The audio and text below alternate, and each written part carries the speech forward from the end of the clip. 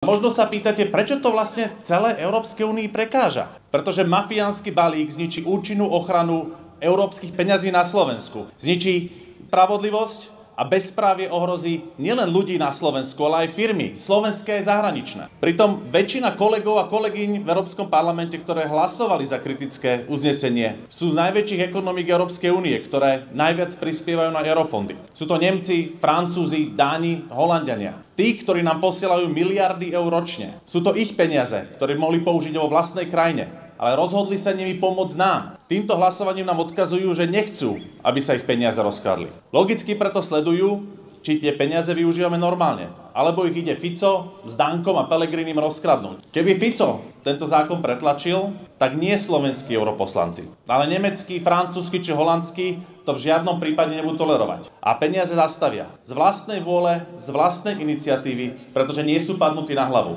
Keď bude treba, stretneme sa na tomto námestí znovu. Ďakujem.